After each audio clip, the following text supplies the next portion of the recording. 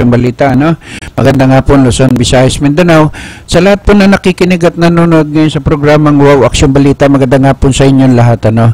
Mamaya po ay papakita po natin yung ating interview kay sa PIO ng ABSIC Group, ano, ng NAIA. At sila po yung magpapaliwanag ng nasabing mga dapat iwasan at hindi dapat gawin, ano? Yung mga para sa mga OFW po ito at sa lahat po ng mananakay sa International Airport at sa buong bansa, ano, na mga sumasakay. Ito po yung makakatulong po sa inyo at hindi po nyo dapat katakutan yung mga nasabing mga pangyayari na sinasabing laglag bala, no? At para maiwasan po yon, ito po yung exclusive interview po natin kay Police Chief Inspector Samuel Catlililia, no? At ipapakita po natin yung ating interview sa kanyang tanggapan. At syempre, pinupuri at binabati natin si Director Pablo Francisco Boyet Balagtas, Director po ng ABSIC Group, ano, dyan sa Ninoy Aquino International Airport. Okay, at ipakita po natin ang ating interview para po ito sa mga OFW at mananakay para na sa ganon ay maiwasan at maging isang halimbawa po itong ating interview sa kanila para hindi po sila matakot, no? At sa totoo lang po, yung ating interview po na to ay para sa ikalilinaw ng ating pag-iisip, no, doon sa mga pangyayari po sa laglag bala. Okay, go.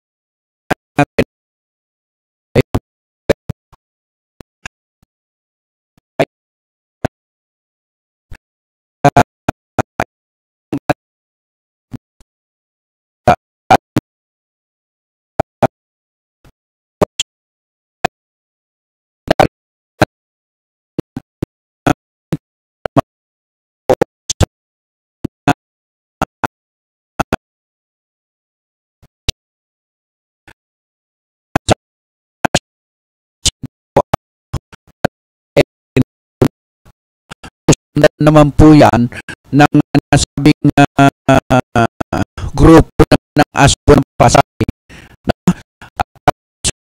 Sapagkat kaya po natin yung pinakikita yan, ang kilos protesta po na ginaganap ngayon sa nasabing nila ka Efren De Luna, kung natuloy po yung kanilang kilos protesta ngayon ay tungkol po dito sa phase out ng mga nasabing jeep, no?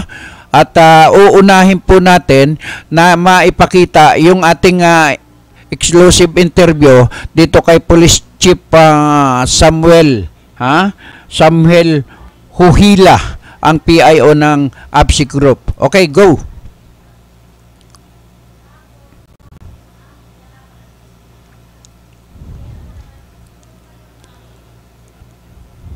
Okay. Magandang umaga sa iyo, no? At andito ngayon tayo sa tanggapan ng punong direktor, no? At ating kakapanayamin itong si Mayor, no? Para doon sa kanyang alam mo, gusto nating malaman mong kaunti, kung ano ang ginagawa niyo ng investigasyon tungkol dito sa sinasabing mga akusasyon na lagi na lang kayo ang napupulaan dito. Ano po ang ginagawa nating investigasyon, Major? Dahil sunod-sunod halos ang mga banat sa inyo ng mga media. Go! Magandang hapon sa iyo, Eduardo, at magandang hapon din sa ating tagapakinig. At magandang hapon din sa aming director na si Police Chief Superintendent Balagtas. Actually, may mga hakbang ang ABSI Group dito sa tinatawag na Laglakbana. In fact, yung mga tao namin ngayon nung na-assign doon sa Terminal 1 o sa NCR, no, na directly na nag-receive nitong mga kaso nito ay nirelieve lahat, para maiwasan yung sinasabi natin na wala tayong action ginagawa. Okay. And then, nirelieve sila. And then, in fact, yung 16 nga doon, nabigyan na ng subpoena at under research investigation sila ng aming unit. Okay. Sa ngayon. And then, sa ngayon, mayroon ding investigation team ang Camp Crami na ginagawa. And then, pag nagkataon na papasok na sila, yung ginagawa namin dito, ito turn over namin sa kanila, considering na sila ang hahawak sa kaso. Para maging hindi bias. Para hindi maging bias. Okay. At sir, doon sa inyong mga nagkakatulungan po ba ang investigasyon ng CIDG at ang grupo ninyo? Yes, nagkatulungan ito, kasi yung personnel namin, yung investigation personnel namin ay nakapag-coordinate from time to time doon sa CIDG Camp Crami regarding dito sa pangyayari. Sa palagay niyo, sir, at yung mga akusasyon sa inyo na kagaya ng mga maleta ng mga OFW, kailangan pang balutin nila ng mga plastic pagkatapos doon sa investigasyon ninyo, meron pa rin sila nakikitaan ng mga bala? Well, ito nga nakakalungkot kasi parang nawala na yung tiwala ng ating mamamayan dito sa nangyayaring ito. Nasa kanila naman po kung patuloy nilang balutin yung mga luggage nila bago sila papasok. Pero alam nyo, mayroong isang pangyayari dito. Binalot nga yung luggage niya, pero pagdating sa loob, may bala na kitaan pa rin. Kaya nga, siguro it's better siguro na sa mga mamamayan natin na nakikinig ngayon. It's better sa bahay pa lang clear na nila. At din may mga hakbang ang ating pamunuan sa airport ngayon. May booth silang nilalagay doon. Okay. Prior sila papasok doon sa... Bago sila pumasok? Yes, bago sila pumasok doon sa loob, pwede nilang tanggalin lahat ng mga hindi kailangan na pinagbabawal, lalo tulad ng mga ammunitions, mga patalim. Pwede nang iiwan doon sa... May lagayan tapon na lang nila. Para maka-assure sila na walang bala na makukuha o anumang bagay na ipinagbabawal dito sa airport. Hindi lamang bala, no? Ano ang mga bawal dito? Kasi matagal na rin po tayo nagko-coverage dito, yes, Major. At alam natin kung yung mga bawal dito, hindi lamang bala. Okay, go. Actually, marami tayong pinagbabawal dito sa papasok ka sa airport. Okay. Yung corrosive, mga chemicals. Okay. Yung more than 100 ml na liquid. Okay. Kahit perfume, more than that, hindi natin pinapayagan. Yung mga nail cutter, yung mga lighter, yung mga matatalim, matutulis na bagay, hindi natin pinapayagan yan. Much more yung mga contraband, yung mga droga na yan, hindi natin pinapayagan yan. Kaya nga, ang ating pamunuan sa MIA, aside dito sa boat, ay dito din sa amin, may plano na lalagay sa tarpaulin yung mga doon and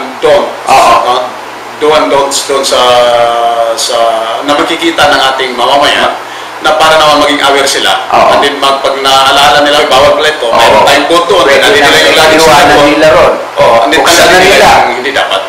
Buksan na nila yung kanilang mga bagay at para na sa ganon ay hindi mapagbintangan yung mga empleyado mga absikon dito, yung mga nagbabantay lahat dito sa airport, at maiwasan po yung paghihinala. Tama no? po yun. Tama po yun. At yan po yung mga gustong maiparating ni Major, no, at ni Director sa ating programang Wow Action Balita, no, para maiwasan po yung lahat ng magiging problema, OFW ka man, turista ka man, saan man manggagaling, para maiwasan po sa labas pa lamang ng entrance, ano, ay buksan nyo, pagkatapos check nyo kung ano yung dapat na alisin nyo na, para hindi paghinalaan yung lahat ng mga empleyado rito o yung mga PNP Aviation Security Group, ano, o lahat, kasi apektado kayo rito, sir, no? Hindi lamang yung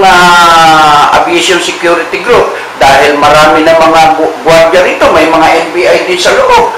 So, bakit sana naman maging patas ang ating mga pagbibigay balita sa lahat. Kunin natin yung gitna, no?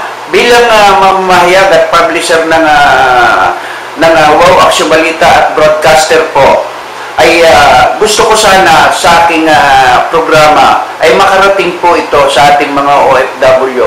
Yung lahat ng mga hinala po ninyo, yung maling hinala, sana wag naman po ninyo lahatin ang ating mga kapulisan. Mas marami po ang gumagawa ng kabutihan kaysa sa kasamaan. Ilang lamang po ito, kasi pag nahalo ang isang bulok sa kaing na ay mabubulok na rin lahat. Kaawa-awa naman yung mga taong tinatamaan lahat ng batikos na hindi naman dapat, no? Kung sino lang yung may kasalanan, sana yun lang ang kanilang akusahan, no? Kung may ebidensya sila, lalo yung sa mga kapatid natin sa hanap buhay, ay andito po tayo, no? Sa aking programa. Gusto nyo, pwede kayong tumawag, yung mga OFW, para na sa ganun, kung may problema kayo sa airport, pwede ko kayong idulog dito sa Director ng Aviation Security Group, kay Police Chief Superintendent Francisco Boyet Balagtas, na siyang Director dito. At dito naman, sa pamamagitan ni Major, lilinawin pa rin po natin yung lahat ng bagay. Major, ano pa ang gusto mong maiparating sa ating programa at doon sa lahat ng mga nanonood ngayon, OFW, turista man, ordinaryong tao, kung ano ka man, nasa iyo lahat ng pagkakataon, sir. Sa ngayon, ang ating mga personnel dyan sa airport, even the OTs, hands-off na sila doon sa ng mga lahat.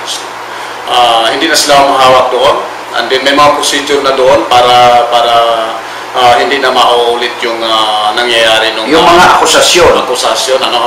And then nais kong iparating na lahat ng mga personnel namin na natatanggal doon sa area na yan, sa Terminal 1, sa NCR, ay hindi dahil doon sa laglag bala, no? Kundi dahil doon sa mga administrative lapses na nangyayari, no? Na may mga pagkukulang. So doon sila na tatanggal sa kailang mga pwesto. Now ngayon, nais ko lang iparating sa ating mga mamayan na wala silang dapat katakot dito sa nangyayari nito. Kasi kami din sa APSI Group, andin sa lahat ng personnel ng NIA ay gumagawa ng hakbang upang masiguro lang ang kapakanan ng nakagawa. Kasi wala kaming hangan kundi yung maging seguridad, maging safety ang bawat isa sa kanilang patutunguhan. At kami naman ay gumagawa ng mga corrective measures, para matugunan itong mga pagkukulang na ito.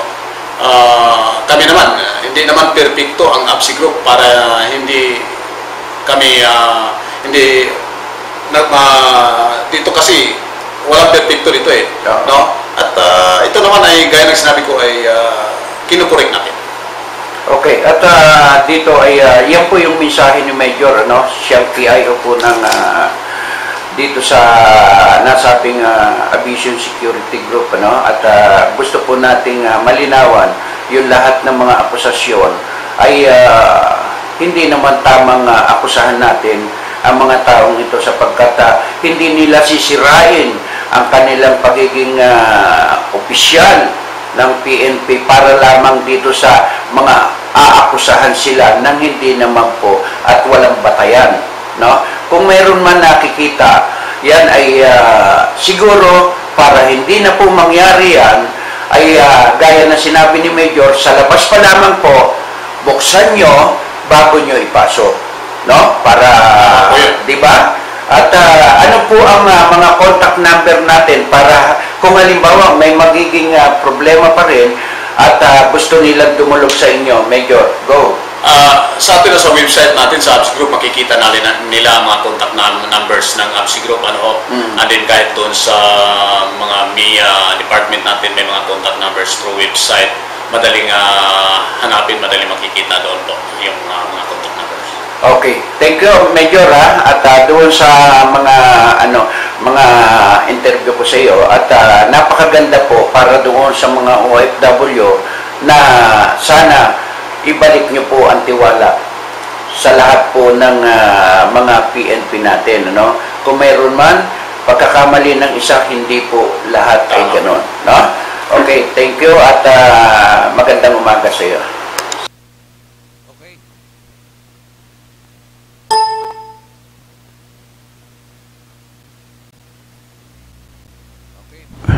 Okay, balik po muli tayo sa ating programang Wow Action Balita, no? At ipinakita po natin yan para din sa ating mga OFW, no? Yung kapakanan ng taong bayan, no? At sabi nga natin, tao lang, no? Kung mayroon man pagkakamali, yung mga empleyado, hindi po lahat, no? At sabi nga marami ang mga nangyayari dyan sa airport, pero hindi po natin dapat sisihin ang lahat ng tao dyan sa airport, sapagkat marami po ang nakabantay dyan, hindi lamang po yung mga PNP, NBI, empleyado, yung mga civilian employee, ay mayroon po dyan, custom, at security guard. Napakarami po dyan. Yung arms security ay nasa labas po sila at nasa malayo. Kaya po ito yung gusto nating maiparating sa ating mga kababayan na mga nanonood at nakikinig ngayon sa programang Wow Action Balita. Wag po kayong mangamba na sa tuwing kayo ay aalis o sasakay sa iba't ibang lugar ng ating bansa, sa labas pa lamang po, gaya na sinabi ni Major, doon pa lang, buksan nyo ang inyong mga maleta, yung mga daladalahan po ninyo, at lahat ng hindi dapat nadalhin, huwag nyong ipasok, itapon nyo sa basurahan, para nang sa ganon, makaiwas po tayo doon sa ating mga hindi inaasahang pangyayari, no? At yung sindikato, sinasabi po, wala pong sindikato sa airport. Kung hindi yung mga pangyayari na yan, ay nagkataon lamang po, no? Na halos naging sunod-sunod ang pagtalakay ng iba't ibang kasamahan natin sa hanap buhay, no? Sinakyan ng sinakyan, pero ito naman ang dapat po nating mga iparating sa kanila. Sana, mag-imbestiga naman po sila, no? Puntahan po nila yung mga opisyal ng ating pamahalaan. Huwag naman po tayong sakay lang na sakay, pero hindi naman po natin alam kung ano po yung istoryang totoo, no? Na pangyayari. Ay napakasakit naman po para doon sa mga opisyal ng ating PNP na isinasangkot na hindi naman po dapat masangkot, no? Kagaya po ng nasabing mga opisyal na yan na nagsunog ng kilay para lamang sila ay maging isang ganap na opisyal ng PNP pagkatapos aakusahan lamang ng hindi naman dapat, no? Tama po yun, para sa mga OFW po yun, yung aking interview na yun, sapagkat ako suklam na suklam sa ganun pero ang pinagbibintangan ay ang lahat ng mga nasa airport ay hindi naman tapat, di ba? Kung mag-iimbestiga at sa mga kapatid natin sa hanap buhay, puntahan nyo, interviewin nyo at saliksikin nyo mabuti kung ano po ba ang talagang totoong nangyayari. Kagaya po na sinabi ni Major, sa labas pa lamang, buksan nyo na para wala po kayong walang kuskus balungos. Pagpasok ninyo, malinis. Sapagkat ngayon, ang ginagawa po ng mga opisyal ng ating pamahalaan dyan sa airport ay hindi na po pinahahawakan yung mga nasabing bagahe. At kung sino man ang makita ninyo na hawakan ng bagahe ninyo, huwag nyo po pahawakan sa kanila. Kayo po ang maglagay sa conveyor. Kayo po ang maglagay doon sa makina para na sa ganun yung mga iniiwasan po natin at hindi dapat mangyari na sinasabing laglag balak. Tama na po yun. Tapos na po yan. Napakatagal na po yan. Sinasakyan na lamang po na sinasakyan ng ating mga kapatid sa hanap buhay. No? At thank you kay Director Pablo, Police Chief Superintendent Pablo Francisco Boyet Balagtas, ang Director po ng Aviation Security Group ng Aviation Security Group diyan sa International Airport at sa iba't ibang lugar ng paliparan sa buong Pilipinas. At kay Police Chief Inspector Samuel at ang PIO ng ABSI Group. Okay. At yung ating mga isusunod naman, yung nasabing wala rin. Dumadial siya eh. Wala ba? Yung ating telepono. Okay. At meron na.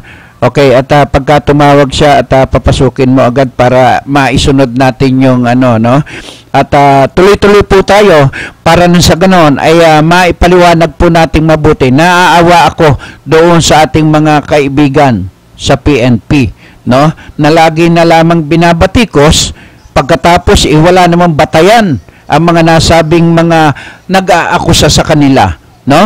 Kung mayroon man biktima, yan ay biktima, no? Hindi na po dapat sakyan ng iba't ibang sinasabi natin na gusto po natin ay maliwanagang mabuti ng ating mga OFW, mga turista sa iba't ibang bansa na papasok dito sa Pilipinas. Pero bago po tayo magpatuloy, ay papasukin muna natin ang ating investigative reporter na si Ernie Bon. Ernie, maganda nga po sa'yo.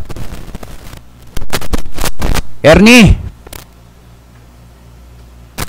Pagtungo dyan, sa Mother Day regarding dito sa inirereklamo Okay. ng isang 5 kagawa, if I'm not mistaken, kaugnay sa di umano'y pananabutahe ng tinatawag na ira daw di umano ito.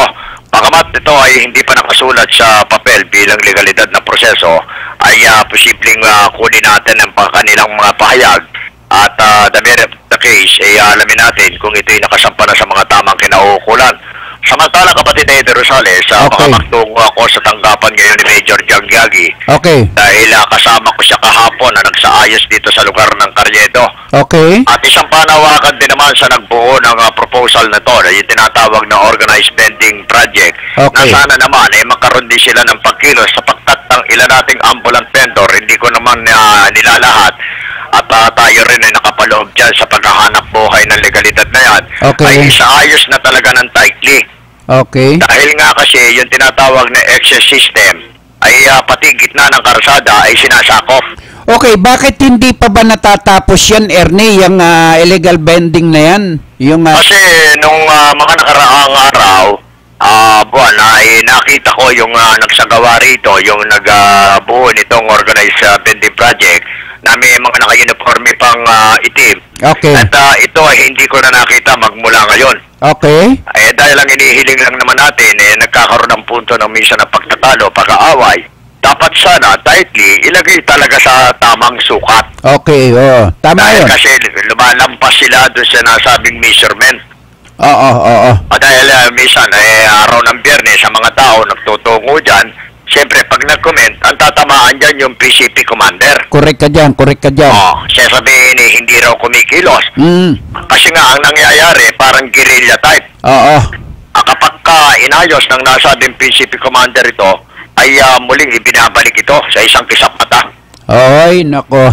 Dahil dito, kung mapupunta ka, may mga Muslim na yung kapatid Pilipino-Muslim. Oo. At meron din naman mga Kristiyano. Oo. Iniiwasan lang naman natin na makaroon ng hindi magandang unawaan nito. Oo, magkakaroon pa ng sakitan niya pagka hindi Hindi lang inayos sakitan, yan. nakitil na nga ang buhay dito. Yes, oo. Babae pa. Okay, kaya kailangan diyan mas maaga. Kaya kung may maganda. pagkakataon pa tayo at makakahabol at pangkakantay ni Major Jangyagi, Sige. ay hingan mo siya ng explanation tungkol sa organized vending project Okay. na dapat sana sila ang may responsibilidad dito. Ganon din dito sa May Divisoria, no? Oo. Hindi ko lang maapuhap itong si Gutierrez, itong ating kaibigan si Gutierrez, na siyang outpost commander dito eh. Sino bang Gutierrez yan? Elmer ang pangalan niya, Elmer. Elmer Hamias? Kapitan yata ito. Okay. At kaming dalawa ng isang kapatid natin sa mamamahayagan siya nagsaayos dahil na rin sa kasikip ng paglalakad ng mga tao. Okay. Kaya tumutulong kayo, ha? Ko siya ngayon. Kung mapaulak siya, much better. Dapat talaga, hindi naman sa sinasabi kung pinipwersa natin sila. Malaman ang mga tamang kinaukulan, yung role nila. Oo, tama yan. Kung magkamisan kasi, mahirap. Hindi pa natutuntong yung talampakan ko sa presinto, merong mga sibilyan na humaharang eh. Nako, Panawagan nga natin itong mga sibilyan na hindi naman konektado sa kapulisan, marunong pa sa pulis. Nako. Pupunta ka pa lang, sasabihin, wala si Major eh. Kaya nga, yan po yung sinasabi Yan natin. ang pangunahan. Dyan nga sa Station 1, may mga aso dyan. Huwag namang magagalit. Tatawagin ko na kayong aso. Kasi nga, nakikialam kayo sa trabaho ng pulis. Doberman yan. Sa lugar ng Rahabago ito. Pero mabait naman ang kernel dito. Sino ba ang kernel dyan? Si Police Superintendent Redentor Cabasag Ulsano. Okay. At yung medyo naka-intrigahan itong kapatid nating si Eddie Buwan. No? Pero nakalagay na sa dyaryo. Nakalagay sa dyaryo ng Gilas kay John Maligaling, yung kanyang expose. Yes. Yung tinasabing hindi ko dinig, kita ko naman. Yung kailangan yung 3K. Pag ano yan. Yung 3K na yan, hindi ko na uulitin. Dahil ang inaasahan ko, yung sweldong ibibigay mo sa akin. Alam mo, yung 3K na yan, huwag mo masyadong binabanggit yan kasi kokopyahin yan ng mga malalaking istasyon. Talagang gano'n, pagkagwapo ka, kokopyahin ka eh. Pero lahat ng pulis na nakikita kong karapat-dapat, ako na mismo magbibigay ng pangalan at ibulong mo na lang sa ating ama ng kapulisan. Tama lalo yun. na itong nagpapagamit sa akin ng komunikasyon. Itong si SP Otto Singayan. Medyo malakas ang boses ko rito. Nanonood sila ng TV dahil mga pagod ito. Pabuksan mo yung internet nila para mapanood tayo ng live. Kukunin ko rin si Major Elmer Vergara. Okay. Sige, kunin mo. At napakahaba ng oras natin para... Sige. Okay. Kami magtutungo kayo sa Plaza Miranda. Okay. At pipilitin ko makapanayan mo si Major Jangyagi. Okay. Pasamantala mo ng bibitaw para sa Wawaksong Balita, kakampi. Ito pa rin ang inyong lingkod, Ernie Buwan, reporting. Okay, maraming salamat Ernie. At yan po at ang ating investigative reporter. At lagi na lamang pong nagiging problema yung illegal vending diyan yung tax force illegal vending diyan sa Quiapo. At dapat pare-parehas ang putol o tabas ng mga metro na yan. At para na sa ganon ay makinabang ang lahat, no? Para maiwasan po yung kaguluhan. Alam nyo naman na ang mga Kristiyano at Muslim ay mas madalas ang minsan. Parang ano yan no? Ay ang kailangan po natin pangunawa sa ating mga kapulisan, no? At sana ang sinasabi ng ating investigative reporter diyan ay pangahawakan po natin yan, no? At sana maiayos mabuti ni PCP Commander, Jangyagi, at para na sa ganon ay maiwasan ang nasabing mga hindi ka nais-nais na pangyari. Okay, at bago tayo magpatuloy, no, ay ipakita naman natin yung ating interview doon sa grupo ng PCDO Acto sa pangunguna po ni Ka Efren De Luna. Go!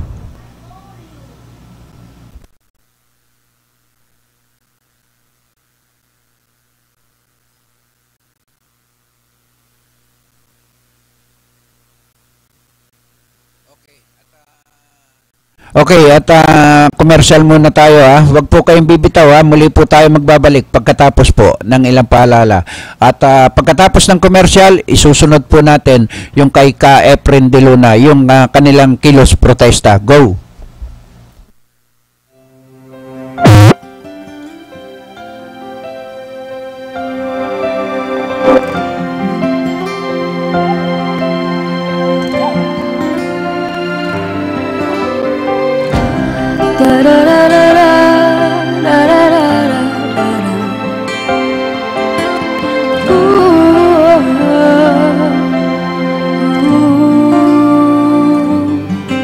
Sa puso, sa isip at sa panaginip, kasama't kapiling kita. Laging mayroong bukas, laging may pag-asa, pagkat tuwing ay naandun ka. Malayong abot kamay kita, aking padarama, pag-ibig na walang kasing ganda. Darating din ang umaga na dala-dala'y pag-asa, ang ngiti sa puso ay magdarama. Araw ay muling sisikat, tanglaw sa bagong pangarap, dahil kahit kailanman o nasan ay abot kamay kita. Sa pangungulilay, laging iniisip, naroon at naghihintay ka. Lungkot sa aking puso'y agad naglalaho, dahil alam kong nandyan ka. Darating din ang umaga na dala-dala'y pag-asa, ang ngiti sa puso ay madarama. Araw ay muling sisikat, tanglaw sa bagong pangarap, dahil kahit kailanman o nasan ay abot kamay kita. Abot kamay kita.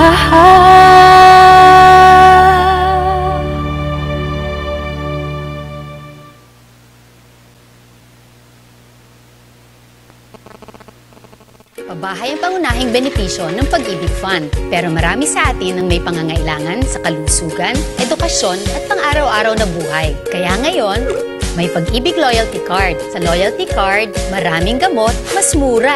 Tuition fee, mas mababa. At LPG, bawas presyo. Simula pa lang ito ng maraming dagdag ginhawa ng Pag-ibig Loyalty Card. Patunay na naman, sa pag-ibig ang pinaghirapan may katuparan.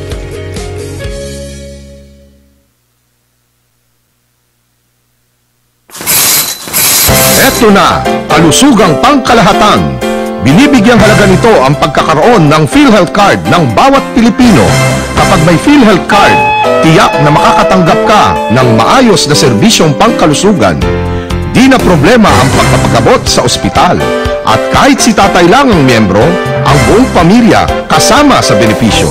Kaya dapat may PhilHealth Card tayong lahat. Mag-enroll na sa pinakamalapit na PhilHealth office.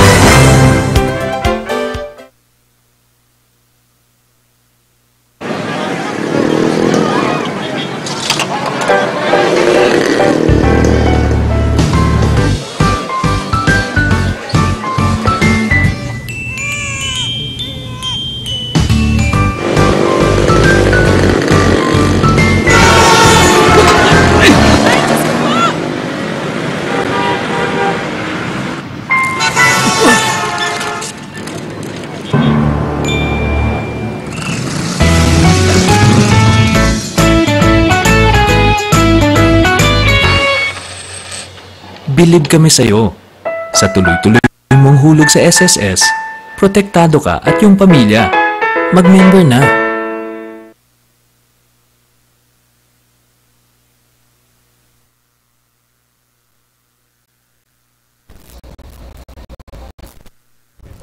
Okay, balik po muli tayo sa ating programang Wow Action Balita, no? At ngayon naman ay ipakita po natin yung nasabing interview natin doon sa gagawin na kilos protesta ng nasabing National Chairman ng PCDO Acto na si Ka Efren De Luna, no? Okay na at handa na. Okay, at ipakita natin ang ating exclusive interview sa kanila. Go.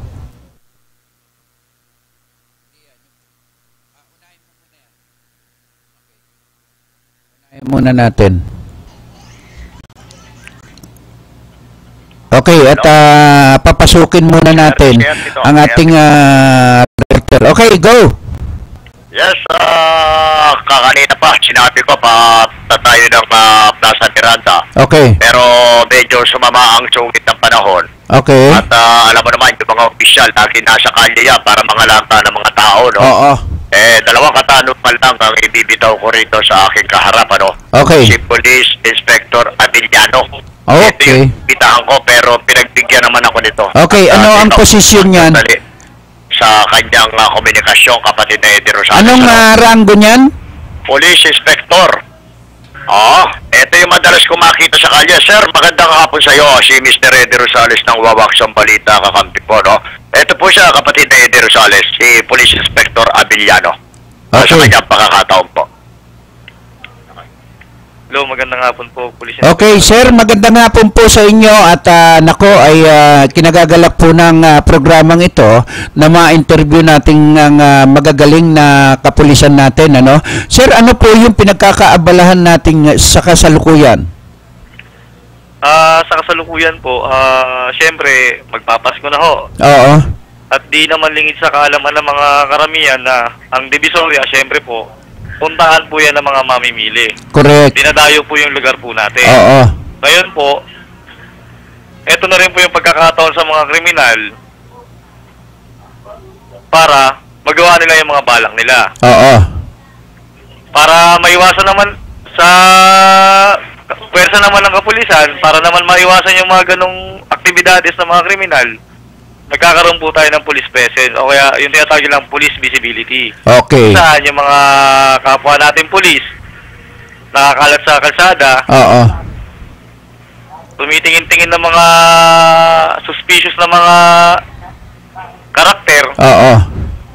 Tapos at the same time, kinakausap din yung mga tao para ituro sa kanila kung sino yung mga kahina-hinala mga karakter dito sa Divisoria, para magawa ng aksyon at mahuli ang mga kriminal. Oo, tama po yung ginagawa po nyo na yan, sir. At ang Divisoria po ang target ng napakaraming mga kriminal sapagkat dyan ay sentro po ng bilihan at murang nabibili. Tama po kayo dyan. Oo. At sir, yung pagpapatrolya natin, ilan po ang ating kapulisan na itinatalaga dyan sa nasabing area na yan?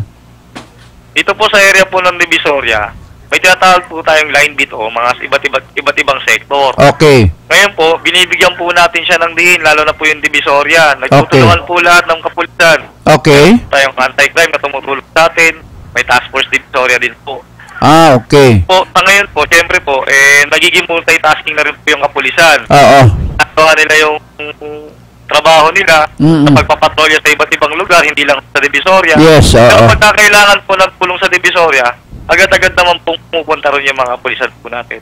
Okay. At sir, maluwag ba ang ating daanan ng mga tao dyan? Kung mapapansin nyo po dito, hindi na po yung mga sasakyan yung nagpapasikip ng daanan po natin dito sa Divisoria. Gawa nga po na syempre marami na pong mamimili. Yes, hindi na po tinatawag na na traffic ng mga sasakyan. Ano traffic po? na ho ng mga tao dito. Oo. Kasi talagang pinupuntahan po ng mga tao ang lugar natin para mamili. Dahil dito po yung mura. Sir, dapat pala pagka kagaya nito, December na, no? Dapat isinasarado muna yan para tao na lamang po ang maglalakad. Hindi Hello? ko po masasagot yung ganyang pong katanungan kasi hindi naman po ako ang may hawak ng kalsada po kasi po may nangangasiwa po para dyan. Ang namin lang po bilang pulis po ay police presence po, police visibility. Tapos tulong po sa mga tao na mga nagpapaturo kung saan sila pupunta, saan yung mga murang bilihin. Siyempre po, nag-a-assist na rin po kami sa kanila. Tapos yung constant reminder sa ating mga mamimili na ingatan yung mga gamit nila. Tama. At yung mga mensahe po ninyo sa ating mga kababayan na pumupunta dyan at namimili, siguro sir, mas maganda kung sa inyo manggaling na wag na silang magdadala ng mga magagandang hikaw, porselas, no, kwintas. Opo. Oo, kasi napakahirap kapag nadikitan ng mga masasamang loob, hindi bali nga kung makikita agad ng ating kapulisan, di po ba? Tama po kayo dyan. Okay sir, last message sa ating mga kababayan na pumupunta dyan sa Divisoria. Go. Opo. Unang-una po, magandang hapon po sa lahat. Para naman po sa mga mamimili, mga tao natin mamimili dito sa Divisoria, dobling ingat lang ho.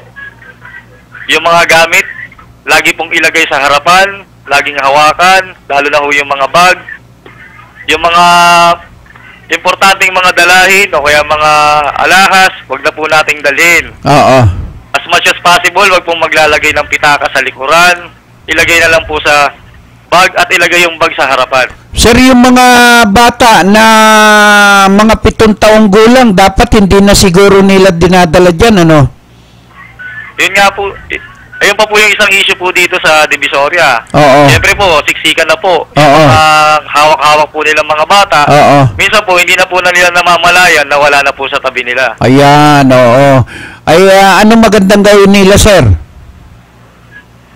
Sa mga tao naman po, na yung mga may batang kasama, as much as possible, wag na pong magsama po ng mga kabataan dito sa Divisoria. At kung meron naman po silang kasama na nawala dito sa Divisoria, yung mga kapwa naman po natin pulis, nagkalat lang naman po rito sa area. Hindi po sila magpatulong doon. Para sa gano'n naman po mahanap po nila yung mga mahal nila sa buhay na nawawala. Okay sir, kung sakasakaling merong nawawala, ano po yung mga contact number natin para nang sa gano'n ay makatawag sila at makahingi ng tulong sa inyo, sir? Meron naman po akong personal na number. Okay. Pwede po nila akong i-text. Siyempre po, dito sa Along Divisoria, wala naman pong landline. Kaya ibibigay ko na lang siguro po yung mismong personal na number ko. Since ako naman po yung nagsusupervise ng mga kapulisan dito Along Divisoria, lista na lang po sa mga taong mamimili sa Divisoria yung number ko. Okay, go. Ito po, 0977 Okay. 751 Okay. 1883. Okay. Police Inspector Avellano po. Okay. At nako sir, maraming salamat Opo. Okay, at salamat po sa time na binigay niyo sa amin. Yes, okay. Ernie. Yes, Kapatid Eddie Rosales. Okay. At bagay nito na makapanayam natin itong batang-bata, magandang lalaki pa. Apagmahal. Kasi Police Inspector Mark Avellano ng PCP Dagupan, kung saan ay sana naman na yung for those who are now watching our program sa Wawaksang Balita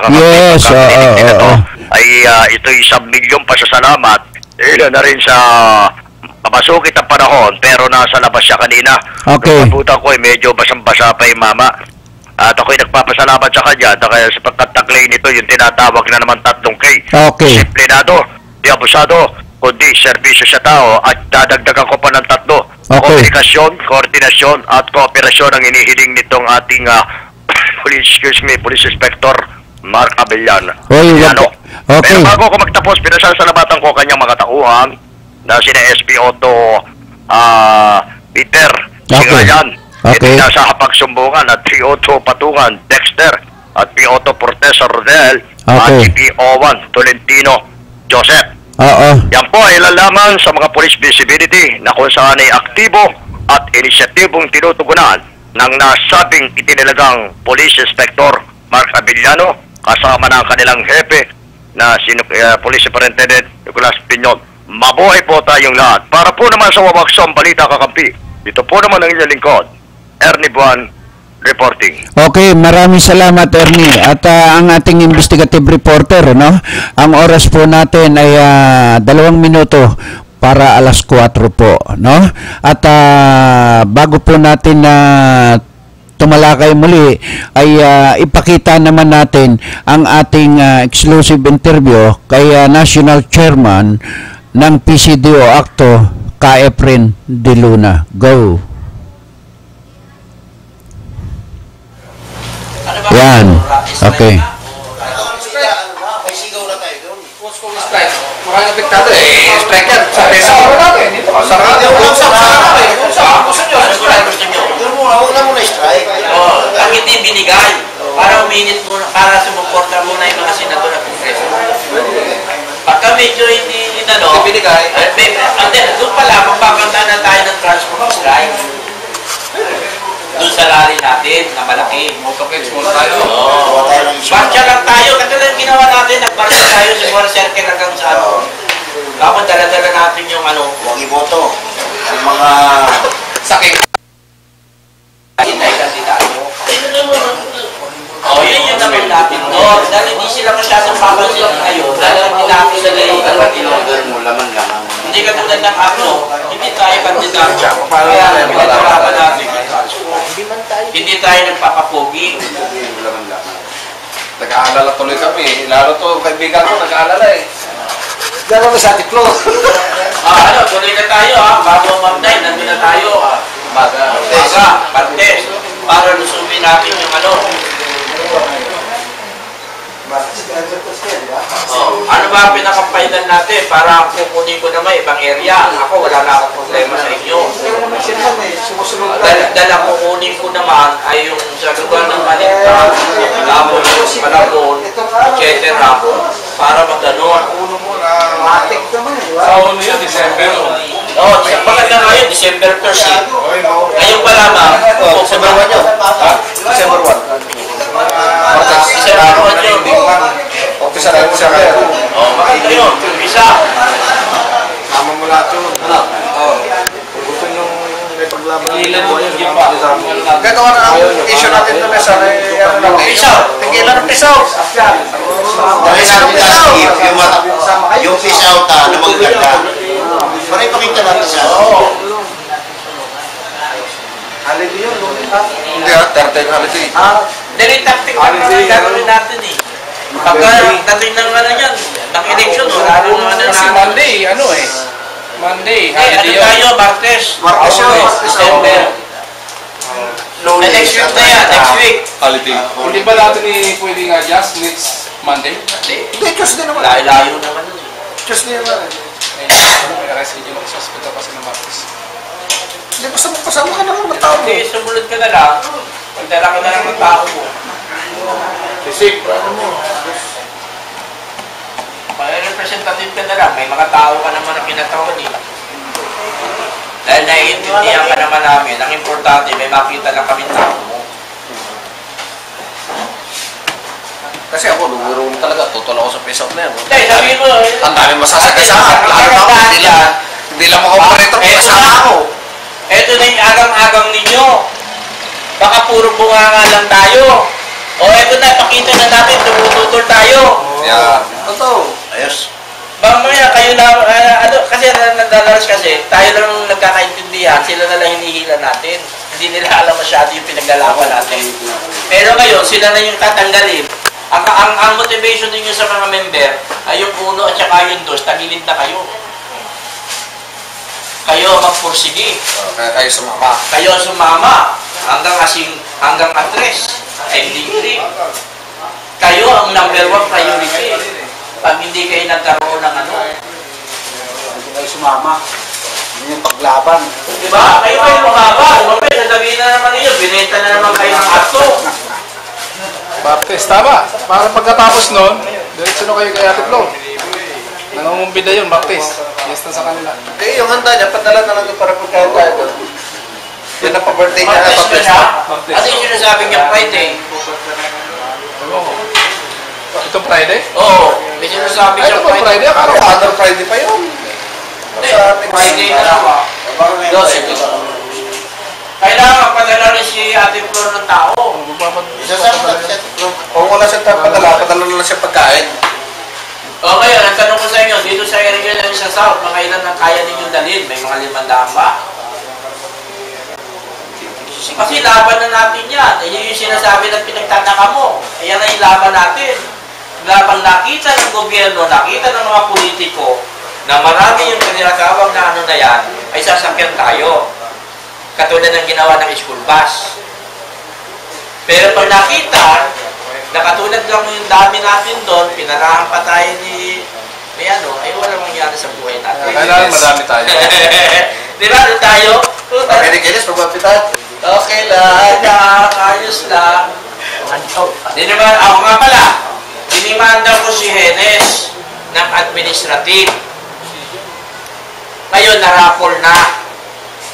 May batas na pagkat tinanggap na ng ombudsman yung kaso mo at narapol na, kailangan ay suspension.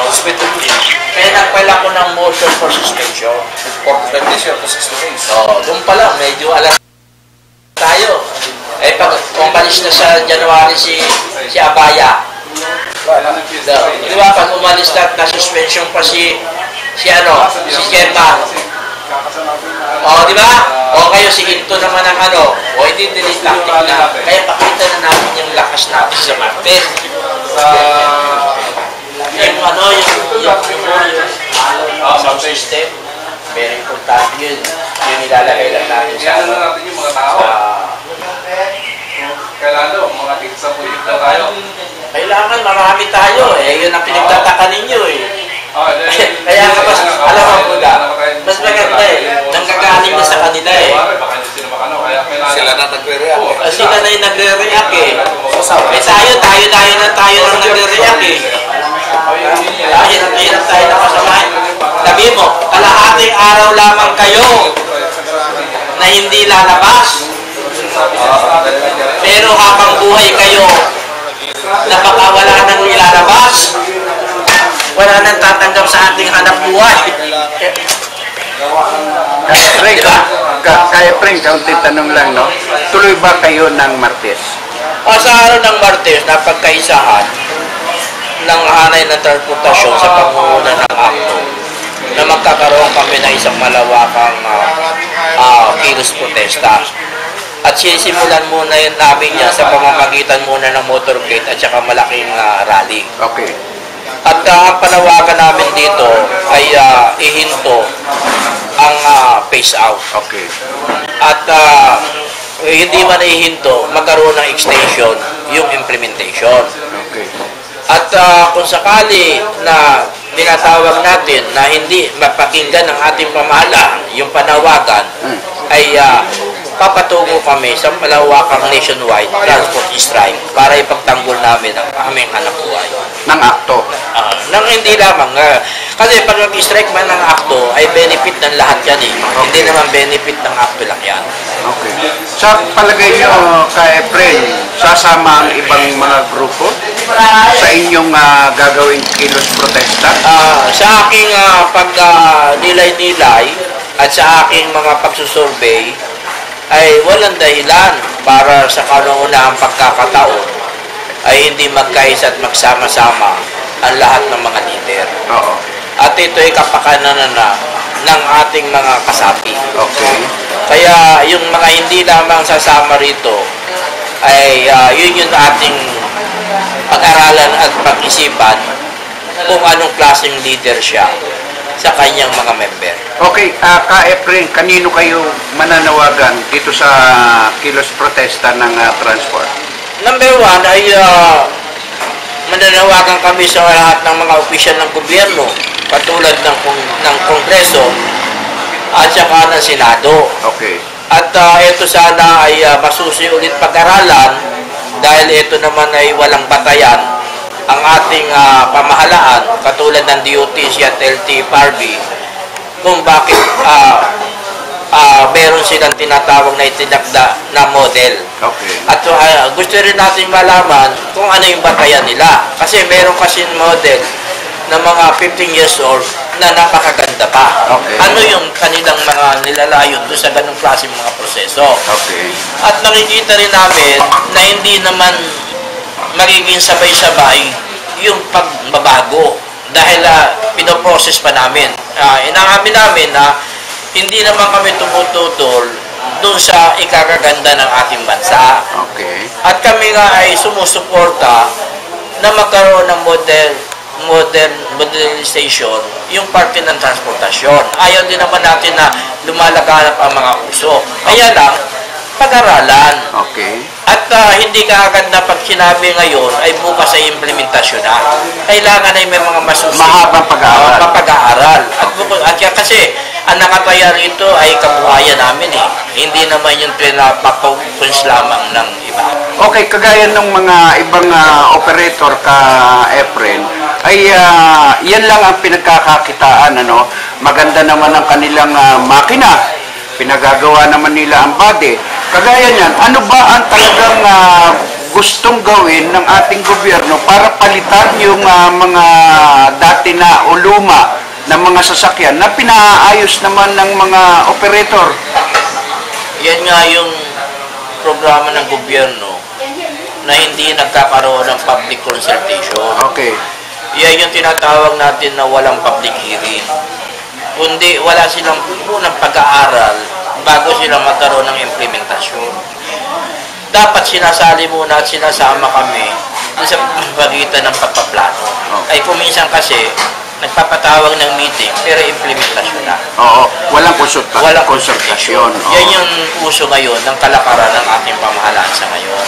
Kaya nga sinasabi natin ay sa araw ng Martes, sa unang araw ng December 1st, ay kami ay maglulunsad ng isang malaking pagkilos sa pamamagitan ng pagtutol sa phase out na talaga ng gobyerno. Dahil nakaalala kami na baka pagdating ng January, yung mga uno na ending at saka yung 2, 3 ay hindi na makapagparehistro. Okay, sabi nyo kanina na sa inyong pagpupulong, pa isa-isa ay hindi na nila inire-renew. Oo, dahil kung ang ending ng halimbawa dito sa samahan dito sa lugar ng Alabang, dito sa lugar natin ng FTI, ang mga nakapila rito, ilang bang ending dito ay 1. Palagay ko, lalagpas ng mga 20, may 1 rito, o mahigit pa. Sa makatuwid, yung mga 20 na yon, hindi na makakalabas kung hindi na makakapagparehistro. Okay. Susunod naman ang buwan ay ang ending naman ay 2, ay kung 25 o 30 yan, hindi na makakalabas. Dito pa lamang pinag-uusapan natin sa terminal ng FBI yan. Wala pa sa labas yun. Ilang libo yan. Yun nga yung sinasabi natin. Kaya yun yung nakakatakot na baka pinipilit lamang ng ating pamahalaan na i-phase out yun. Lihitin mo may mga franchise na katulad namin. Okay. Kasi may mga programa sila na ipinapalit katulad ng Uber at saka yung Grab. Na parang ang lumalabas ay pag bumili ka lang ng kotse, bukas ay may PA ka na, pwede mo nang ilabas. Yan yung nakakatakot dahil napag-alaman natin na milyon-milyon dolyar ang mamumuhunan yun sa international.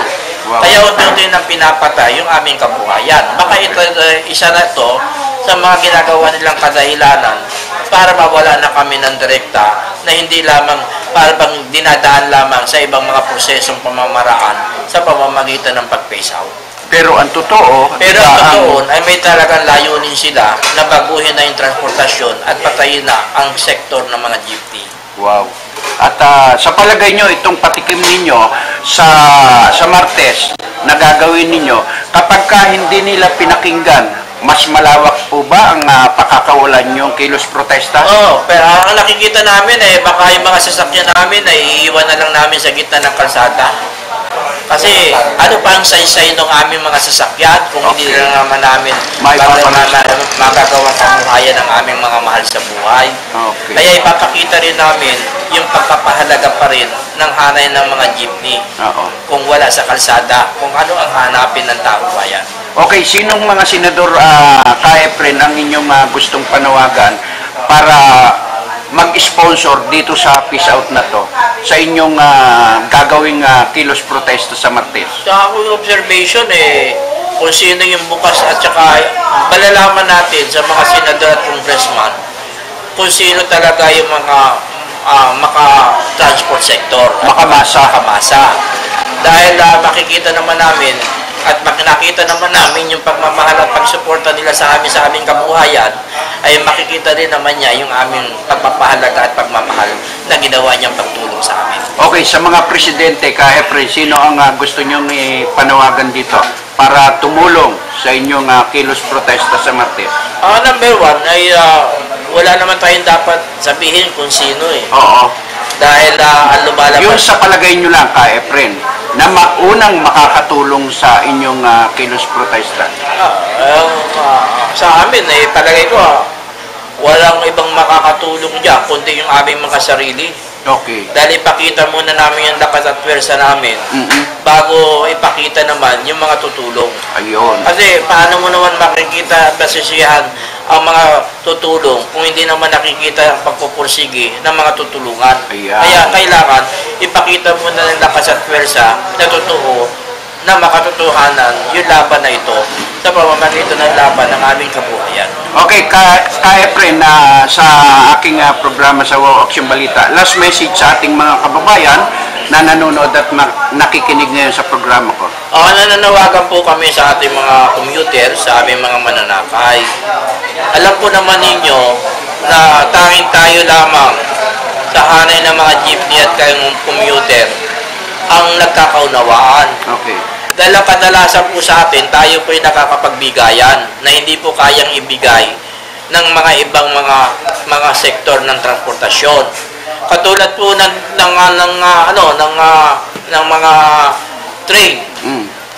Katulad po ng mga tinatawag na taxi, UB, at saka mga bus, ay hindi po ninyo pwedeng pakiusapan yan kung kulang ang pamasahe ninyo. Okay. Pero pwede po sa mga jeep, kahit na po 5 pesos lamang at wala kayong pamasahe, at ang karamihan po yung sumasakay sa amin ay walang hanap buhay at nag-a-apply pa lang ng trabaho, ay yung karamihan po dyan at naiintindihan ninyo na kahit 5 piso lamang o kulang ang binabayad ninyo, ay okay na po sa amin. Okay. Kaya dito po naman ay hinahanap po namin ang inyong suporta sa pamamagitan ng laban namin para tuloy-tuloy po tayo na magkasama sa pamamagitan po ng ating pagsiservisyo. Okay, maraming salamat, Ka-Efren. Maraming salamat po. Okay, at itong presidente ng FTI naman, si Angel Padua, ang ating kukunan ng kaunting pahayag tungkol doon sa gagawin nilang kilos protesta sa Martes. Okay, Pres, anong mensahe mo sa ating mga kababayan na manonood sa programa natin doon sa inyong kilos protesta sa Martes? Ang mensahe ko lang sa mga kababayan natin, sana unawain din kami. Hindi lang puro kami ang tinitignan at nakikita nila. Kasi kami ay naghahanap buhay ng maayos, siniservisyon namin sila ng maayos. Wala kayong masabi kundi dapat lang na magtulungan po tayo. Hindi lang po kayo maaabala dito, pati rin po kayo. Tutol na tutol po kami dito po sa ginagawa nila ng gobyerno pag-ibig sa amin na phase out. Okay. Dahil ito po ay panira sa aming hanap buhay. Biro nyo po, saan ka makukuha ng mga halaga na babaguhin namin ang sakyan namin? Na wala naman binibigay ang gobyerno na solusyon sa aming mga problema. Gaya na sinabi ni Ka-Efren, kung ikaw ba naman ay tatanggalan na ng hanap buhay mo, ano pang gagawin mo? Kaya sa aming mga mananakay, lalo na sa part ng Taguig, ay sana magkaisa po tayo. Yan lang po. Okay, yan po yun. Thank you, Angel Padua. Okay, at nasaan ba si Carolina? At para makunan natin ng kaunting pahayag at ihahabol natin ng alas 3 to sa programa natin no? At ito yung lagi natin suki ito si Ka-Efren sa programa natin nung araw pa. Okay. Ikatan mo rin yung mga terminal. Okay. At bahala dyan. At asa na? Doon sa mga lapit sa... ang presidente naman ng Parañaque Transport na si Carben Oclarino ang ating kunan ng kaunting pahayag, ano, para doon sa gaganapin na transport strike, ano, o yung kilos protesta nila sa Martes. Carben, ano ba ang iyong mensahe sa ating mga kababayan dahil tumututol din kayo dito sa nasabing peace out? Go. Dapat natin pong tutulan yung peace out na yan dahil tayo namang mga Pilipino ay magaling naman tayong gumawa. Kung bulok na ay inaalis naman yung bulok at ginagawa natin na maayos. Imbis na wala tayong utang ay magkakautang tayo, kaya tinututulan po natin yan na peace out na yan na gusto ng Administrasyon Aquino. Okay, yan po yung mensahe nyo, Carben. Ayan lang, kasi maraming maapektuhan.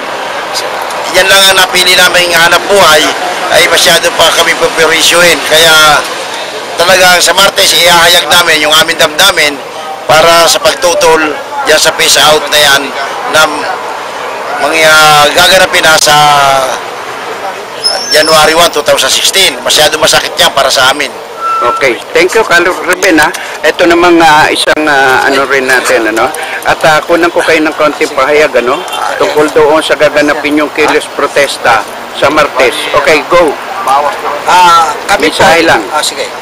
Kami po ipanawagan namin po sa Pamalang Aquino na ito pong gaganapin namin na rally o protesta po sa araw ng Martes ay pinapahabot namin na sana po itigil na po ang kanilang implementasyon tungkol po sa peace out dahil marami pong mahirap na mamamayan na umaasa lang po sa pag-drive ng jeep ang mahirap at magugutoman po. Okay, maraming salamat, sir. Okay, yan yung ano yung hawak mong samahan? Sa Dutay. Dutay. Okay, ikaw ang presidente. Okay. Dutay, anong ano nun? Ano po? Samahan ng mga drivers operators ng Tiramen Alabang. Okay, saan nakabase ito? Dito po sa Tiramen po. Okay, thank you, ha. Thank you po.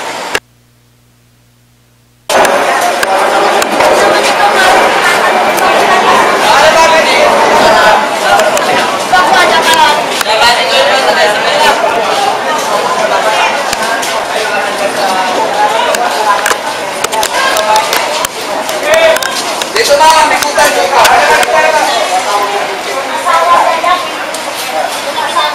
Dito ang malabas ang kutan. Dito ba?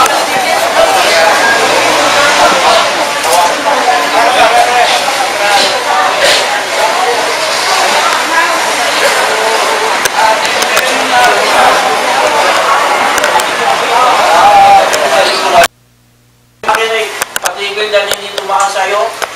Okay, dawag lahat yung papel niya. Di ba nagmamakawa? Gusto nga ako sa akin, nilagay ko. Sabi ko, pumunta ka muna kay Buda. Dahil si Buda, amo ko eh. Kasi mag-aaway kami ng Buda, magagalit sa amin yung Okay. Alin. Tapos na. Alin.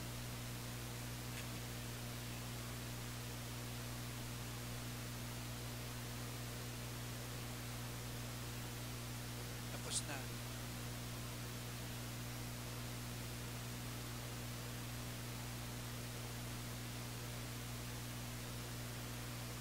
Okay.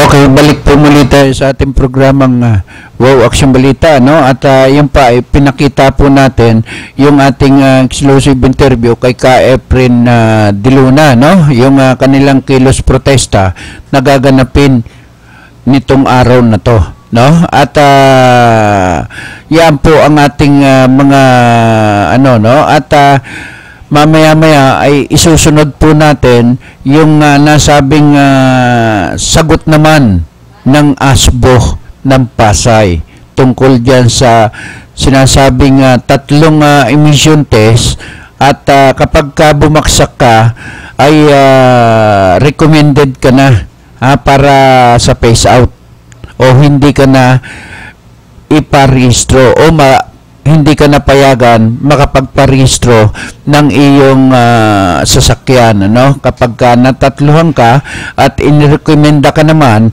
ng nasabing ASBO, halimbawa ng Pasay, kahit hindi sa Pasay, ay yan po ay kinunan po naman natin ng pahayag din, no?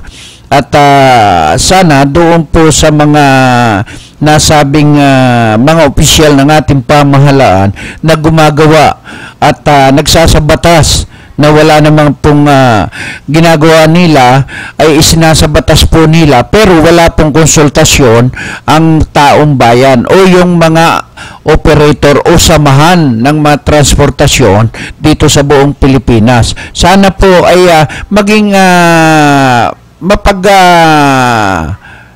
matiyag po tayo o maging aware po tayo sa lahat po ng mga ginagawa ng mga tiga-LTO o yung ating mambabatas kung bakit ganun na lamang po kasi di ang kanilang ginagawang kagustuhan na lamang po nila yata ang mga nasusunod. Pero ang taong bayan po ay hindi po nila binibigyan ng pagkakataon para makasagot man lang doon sa mga ginagawa po nilang batas na sisira sa mga transportasyon o yung mga tinatawag po natin na mga luma na. No? At ipakita naman natin Alin, yung nasabing ASBO, yung interview natin sa ASBO. Sunod-sunod po ito sapagkat matapos po ang kay Efren de Luna, yung ASBO naman na ating pong kinuha para tugunin yung sinasabing 3 huli o 3 emission test na hindi po nakapasa. Ang nasabing sasakyan ay recommended na para sa nasabing pagpaparehistro o ma-pace out ka na. Yan po yung ipinaglalaban ng mga nasabing grupo ni Efren de Luna. At ready na, Alin? Okay. At ipakita naman natin ang katugunan ni Salvador Abarquez, ang chief ng ASBO ng Pasay. Go!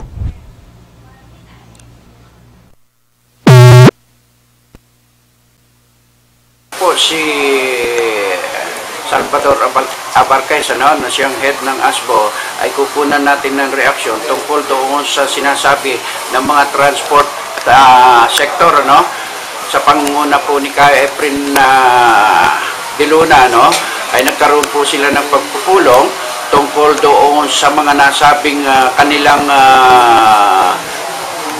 karaingan, na ang nasabing mga lumang sasakyan di umano ay ipipace out ng LTFRB o ng LTO, At dito tinalakay pa rin namin yung nasabing lisensya. Kailangan kumuha ka muna ng mga NBI clearance at iba't ibang clearance pa, At ang sumunod na tinalakay na ang nasabing grupo, yung 3 huli ng ASBO ay suspension na o revocation, recommended for revocation na sa LTFRB. Totoo po ba ito? Bilang head ng ASBO ng Pasay, ay uunahin po natin ito sa Salvador Abarquez, Totoo po ba na ang nasabing 3 huli ng ASBO ay magre-recommend na kayo for revocation ang kanyang plaka? Go. Opo, base po sa ordinansa ng ipinasa ng Konseho ng Pasay, ang anti-smoke belching po, kapag 3 beses na po kayong nahuli, ito po ay inire-recommend for revocation of registration. So, kapag sa unang pagkakataon na hinuli po kayo po ay i-issuean ng OBR na kung saan ay ipe-penalize po kayo at re-redeem po nyo rito ang inyong license plate dito sa tanggapan ng Pasay Traffic Management Office. Dito po sa aming redemption. Sa pangalawang pagkakataon na pangalawang huli sa inyo, ay i-issuean po uli kayo ng OBR na may kaukulan din pong penalty at tutubusin din po ninyo. Sa ikatlong pagkakataon at nahuli po uli kayo, ay i-recommend po na ma-revoke ang inyong registration sa LTO or sa Land Transportation Office.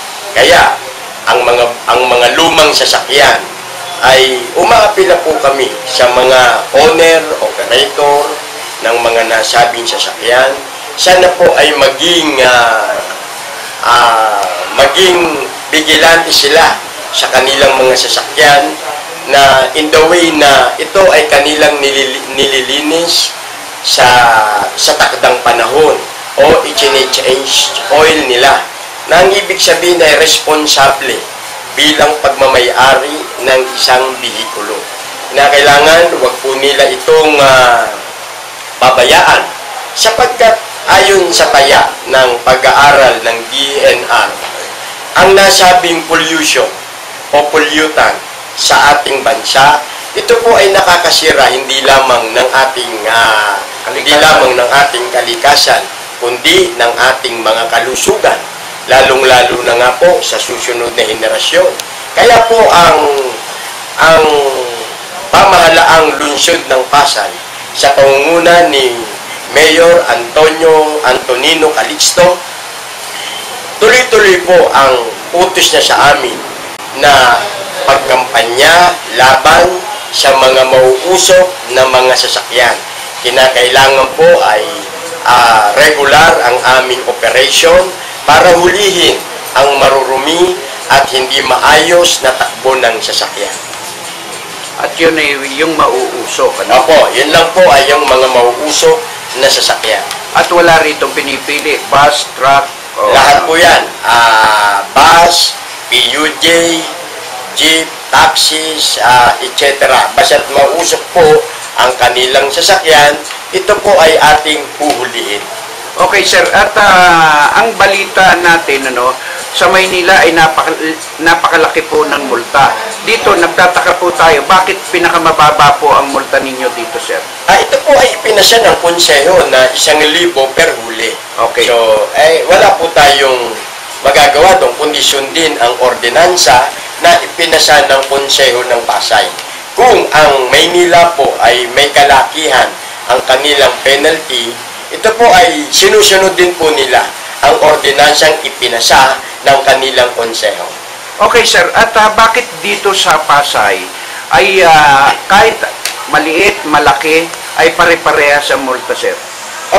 Yun nga po, base po sa ordinansa na aming ipinatutupad. Ito po ay ordinansa na 3106 na ipinasa ng Konseho ng Pasay, Series of 1994. Okay sir, at sa palagay nyo sir, kung ang mayor ng Pasay at ang head ng nasabing ASBO, kung walang puso ang nasabing namumuno dito sa ASBO, ay tiyak na marami po ang mapipiss out. Totoo po yan.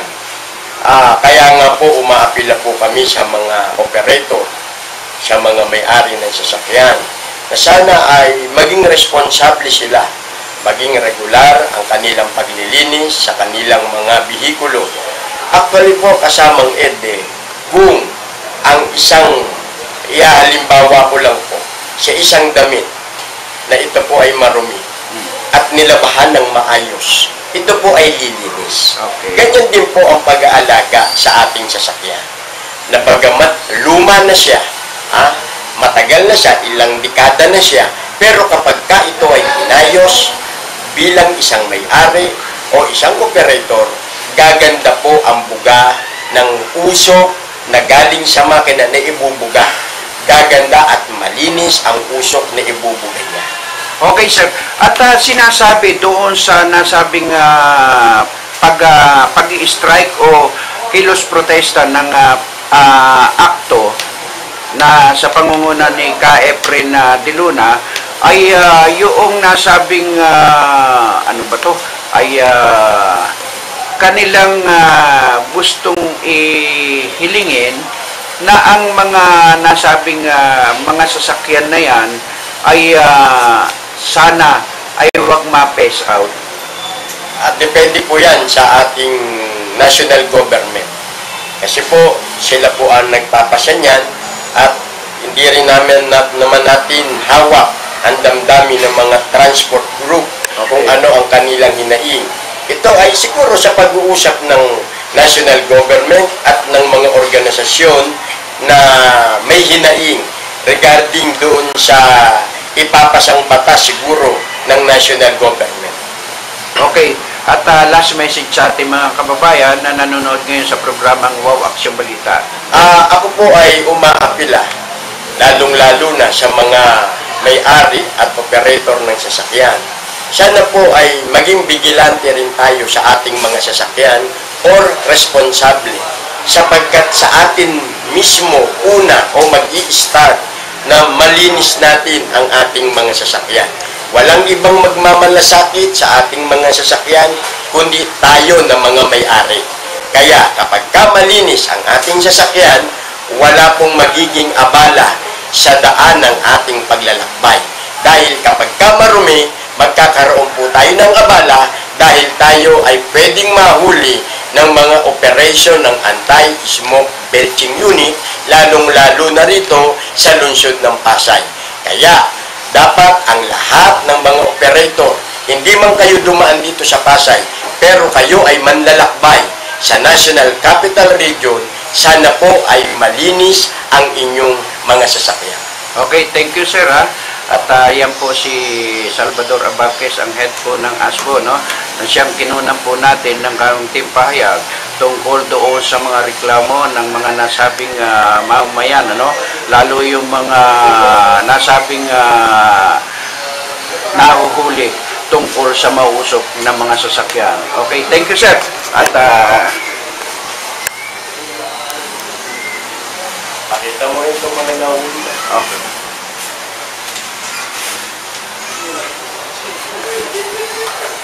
Ito po yung mga plaka no, na konfiskado ay yan, nakatambak po yan dito at anytime na gusto nilang kunin, paano yun sir? Pagka kukunin na nila yung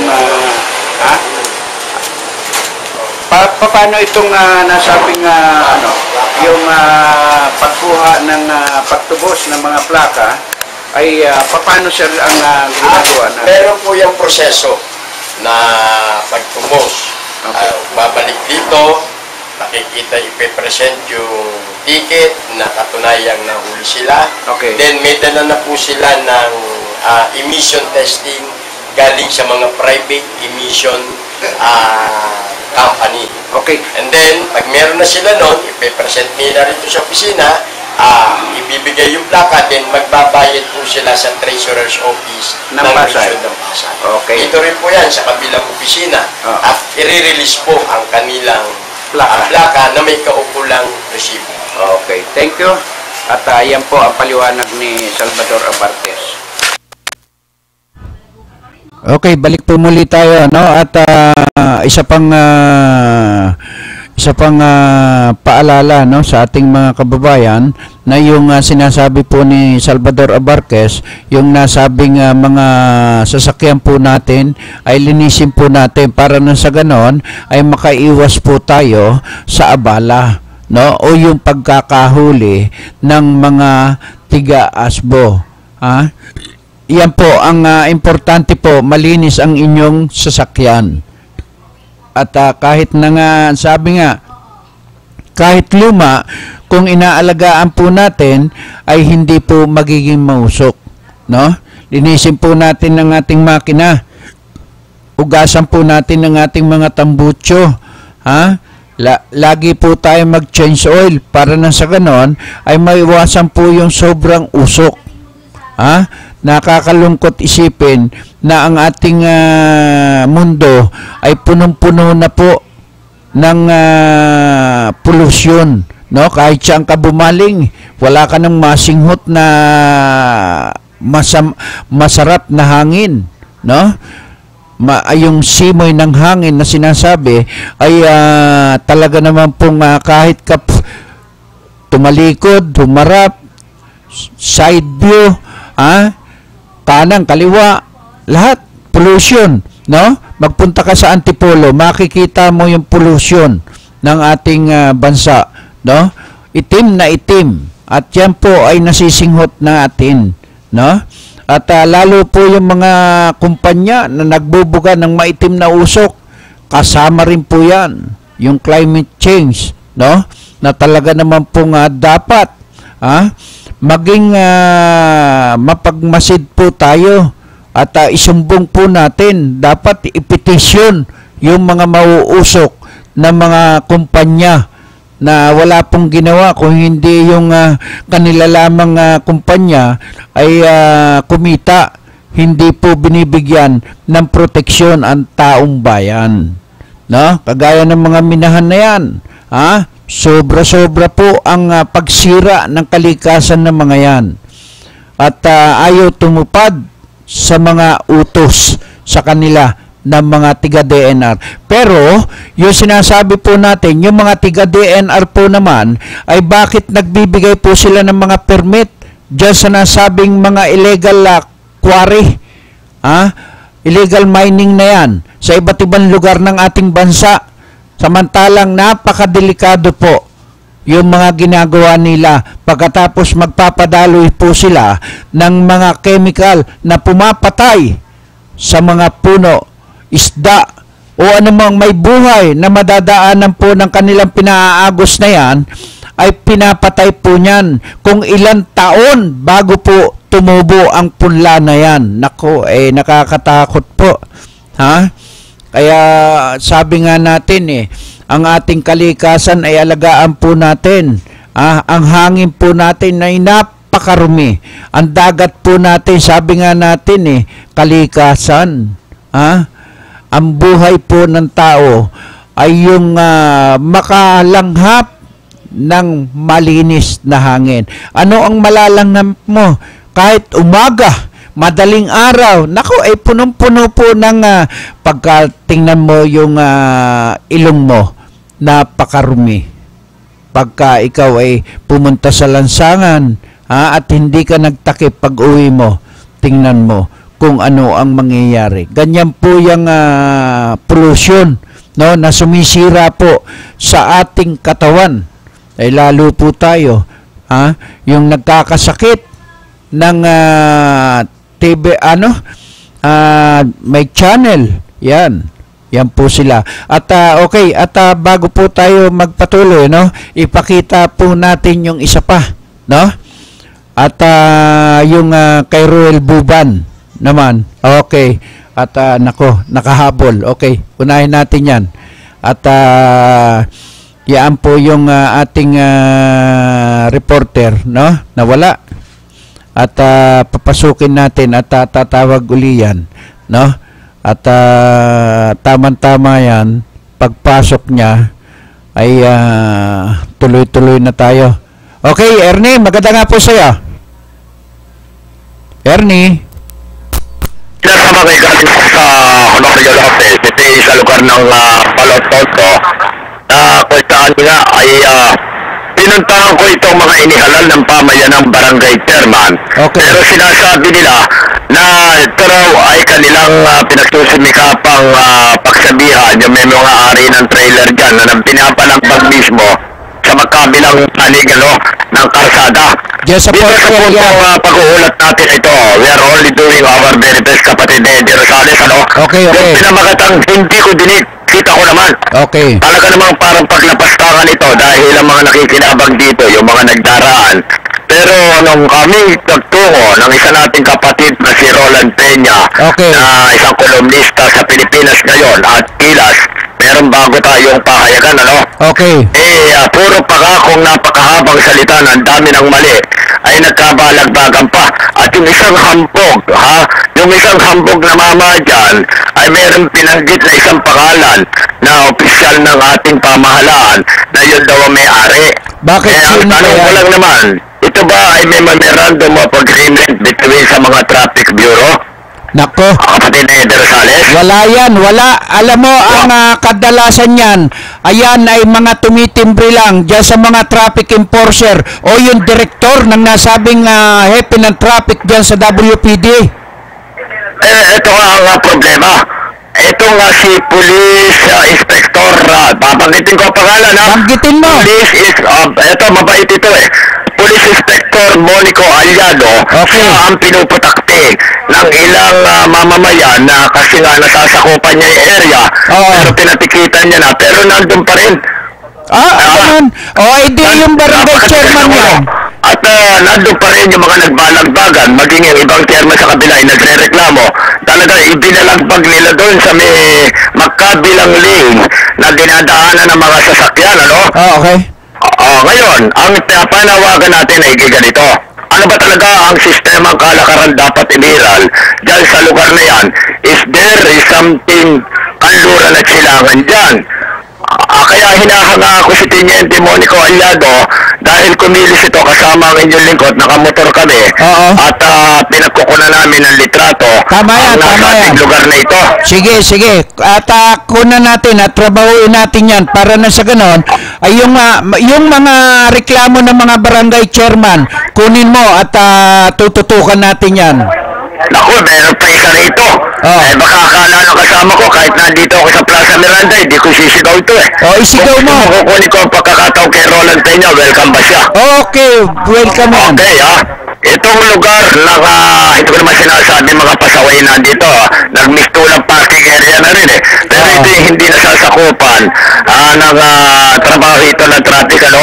Hindi trabaho ito ng traffic. Okay. At hindi ko alam kung sino itong kandidato na ito na dapat natin puntahan. Sige at makapanayam. Ikaw ba ang may responsibilidad dito? Katulad kahapon yung sinagawa namin dito sa Carriedo, ay binalaan nga ni Major Jang Yagi na kung di kayo susunod sa amin, ay hindi kasali ang damdamin at kukumpiskay namin tindahan ninyo.